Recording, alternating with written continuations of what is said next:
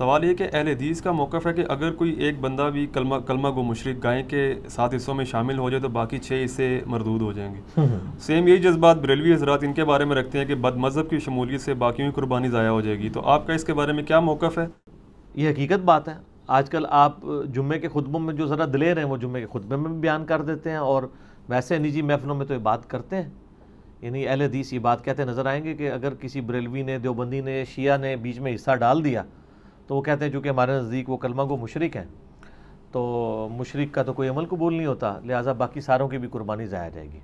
قربانی کے جانور میں جو حصہ ڈالنا ہے وہ اہل ایمان کا، مومنین کا، بھلے وہ مومن گناہ گار ہو لیکن ہو مومن، مشرک نہ ہو، وہ قبر کا پجاری نہ ہو، وہ قبروں کا طواف کرنے والا نہ ہو، وہ یا علی مدد یا رسول اللہ مدد کے نعرے لگانے والا نہ ہو، وہ غیر اللہ کو اپنے لیے مشکل کشا حاجت روا ماننے والا نہ ہو. اور بریلوی اس کے اگینسٹ جو ٹرمز استعمال کرتے ہیں وہ بد مذہب استعمال کرتے ہیں. وہ کہتے ہیں اگر کوئی بد مذہب، کوئی نجدی، کوئی گستاخ آپ کے گائے کے حصے میں شامل ہو گیا تو باقیوں کی بھی قربانی ضائع جائے گی. اچھا، ایک آتا ہے کہ اگر ذبح کرنے والا وہابی ہو، ایسی صورت میں جانور ذبح ہوگا تو دیکھیں وہابی کے ہاتھ کا ذبح ہوا بالکل سور کی طرح حرام ہے.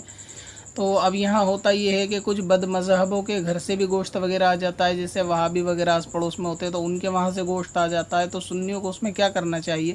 تو ان کے وہاں کے گوشت کو الگ رکھنا چاہیے اور ان کے وہاں کا گوشت واپس کسی وہابی یعنی انہی کے فرقہ باطلہ کے گھر میں بھجوا دینا چاہیے کہ خبیث مال کو خبیث لوگ کھائیں گے تو اس میں کوئی اعتراض والی بات نہیں ہے.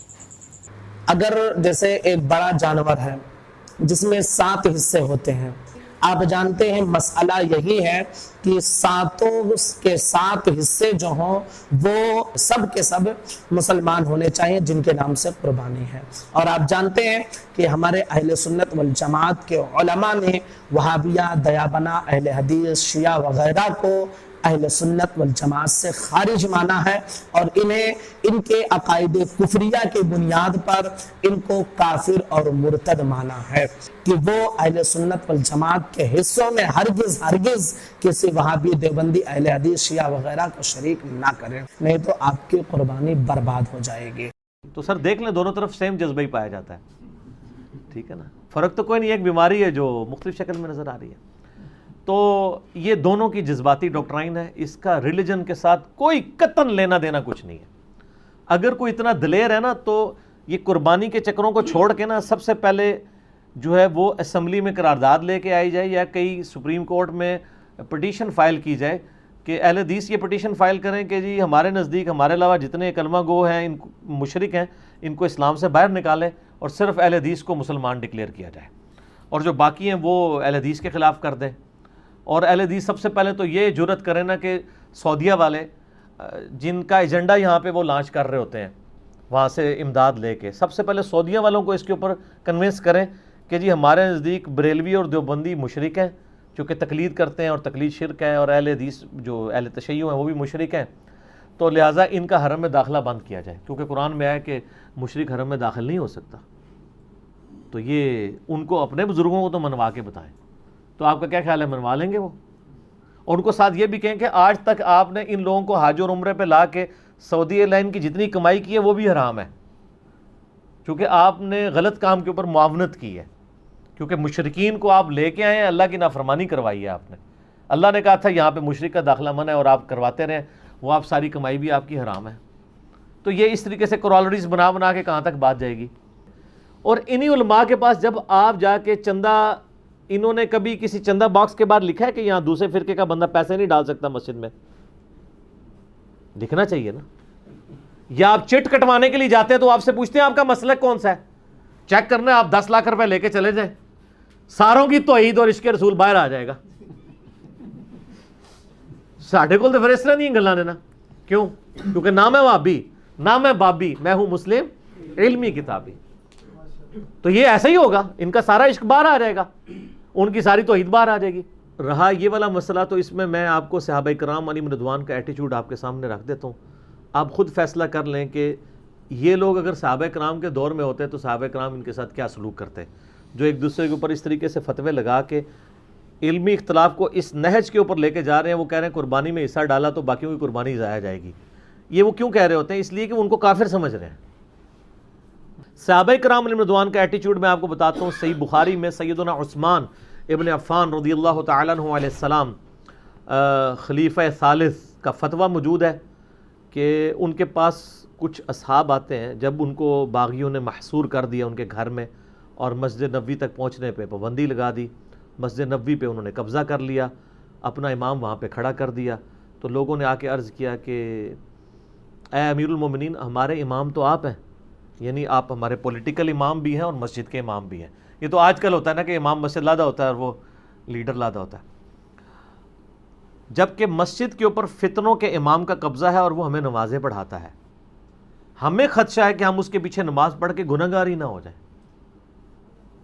تو سیدنا عثمان جو سب سے زیادہ افیکٹی تھے اس کی وجہ سے، محصور وہ ہوئے تھے، ٹھیک ہے جی، تکلیف وہ گزار رہے تھے، تو ان کو تو فوراً غصہ نکالنا چاہیے تھا، ہاں جی بالکل نماز نہ پڑھو نہ پیچھے. تو انہوں نے کہا نماز ہی مسلمانوں میں ایک نیکی کا کام ہے، نیکی کے کاموں میں ان کا ساتھ دو، برائی میں ان سے الگ رہو. یعنی سب سے زیادہ جس شخص کی خلافت سٹیک پہ لگی ہے، جس کی آپ سمجھ لیں جو ہے وہ عزت سٹیک کے اوپر لگی ہوئی ہے، جان سٹیک کے اوپر لگی ہے، وہ گڈ جیسچر دے رہا ہے کہ یہ ہے میرے مخالف ہیں لیکن مسلمان ہیں. ٹھیک ہے وہ خلیفہ راشد کے خلاف بغاوت کر کے بدعتی ہوئے ہیں، لیکن نماز ہوگی ان کے پیچھے. آپ لوگ ہوتے تو آپ حضرت عثمان سے اختلاف کرتے کہ سر آپ یہ کہ نہ نماز ہوگی اور نہ آندہ قربانی میں ان کا حصہ ڈالا جائے بیچ میں، یہی کہنا تھا نا آپ نے. اچھا، امام بخاری نے اس میں باب پتہ کیا باندھا ہے؟ باغی اور بدعتی کے پیچھے نماز پڑھنے کا حکم. یعنی امام بخاری نے رزلٹ نکالا ہے کہ باغی اور بدعتی کے پیچھے نماز ہو جائے گی. ٹھیک ہے، اور یہاں آپ کو کہتے ہیں بد مذہب کا حصہ نہ ڈالیں، وہ کہتے ہیں جی کلمہ کو مشرک کا حصہ نہ ڈالیں. یہ صحابہ کرام کا ایٹیچیوڈ ہے. اس سے سٹیپ آگے چلے جائیں. سیدنا عبداللہ بن عمر رضی اللہ تعالیٰ عنہ کے بارے میں سنن کبریٰ البیہقی میں موجود ہے صحیح سند کے ساتھ کہ عبداللہ بن عمر کہا کرتے تھے جب تک خوارج کی مساجد سے حی علی الصلاح حی علی الفلاح کی آواز آئے گی، ہم ان کی اذان کا بھی جواب دیں گے. یہ اذان کا جواب صرف جواب دینا نہیں، یعنی ان کے پیچھے نماز بھی پڑھیں گے، اور ان کے سلام کا بھی جواب دیں گے. لیکن جب یہ ہمیں کہیں گے کہ ہم اپنے مسلمان بھائیوں کو قتل کریں تو ہم ان سے الگ ہو جائیں گے. خوارج وہ ہیں جن کے بارے میں بخاری اور مسلم میں درجنوں احادیث ہیں کہ وہ دین سے نکل جائیں گے. جیسا کہ تیر شکار سے آر پار ہوتا ہے اور اس کے اوپر خون کا اثر بھی نہ رہے، ایسا تیر، اس طرح خوارج اسلام میں سے داخل ہو کے نکل جائیں گے. لیکن صحابہ کرام نے نبی علیہ السلام کے واضح فرامین کی بھی تعویل کی، خوارج کو کافر نہیں کہا. نکلنے سے مراد انہوں نے کہا کہ امت کی مین سٹریم کو چھوڑ کے وہ الگ ہوئے، چونکہ وہ اللہ کو مان رہے ہیں، رسول کو مان رہے ہیں، آخرت کو مان رہے ہیں، ہمارے قبلے کی طرف منہ کر کے نماز پڑھ رہے ہیں، اسی قرآن کو مان رہے ہیں. یہ ساری چیزیں وہ دیکھتے ہوئے صحابہ کی یہ جرت نہیں ہوئی کہ وہ خوارج کو کافر کہیں، حالانکہ ان کے پاس دلیل موجود تھی نبی علیہ السلام کی حدیث.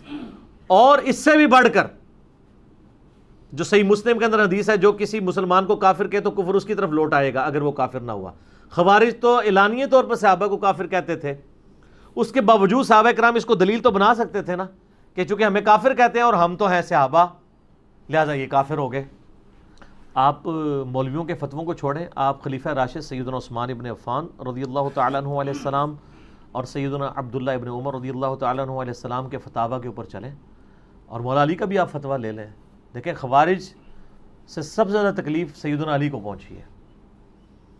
ٹھیک ہے جی، المصنف ابن ابی شیبہ میں موجود ہے، المستدرک الحاکم میں موجود ہے.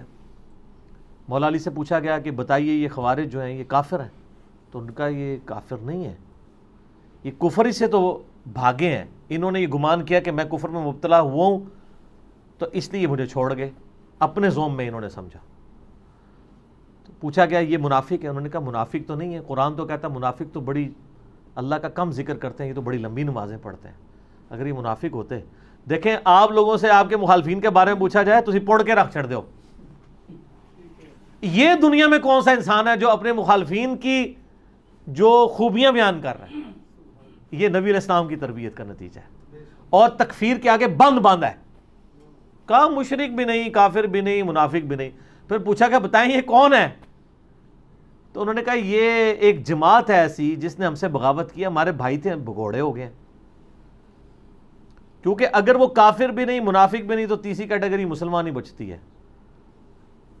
یعنی ہمارے دین اسلام میں جب ہم ڈسکشن کرتے ہیں، لوگوں کی کیٹاگرائزیشن کرتے ہیں، تو ہم کہتے ہیں یا بندہ مسلمان ہوگا، مسلم یا مومن، یا بندہ منافق ہوگا، اور یا کافر ہوگا.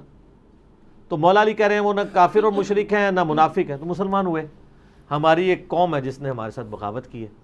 تو یہ 3 صحابہ کا آپ ایٹیچیوڈ دیکھ لیں، ان 3 فرقوں کو اب آپ دیکھ لیں، بریلوی، دیوبندی، اہل حدیث کو.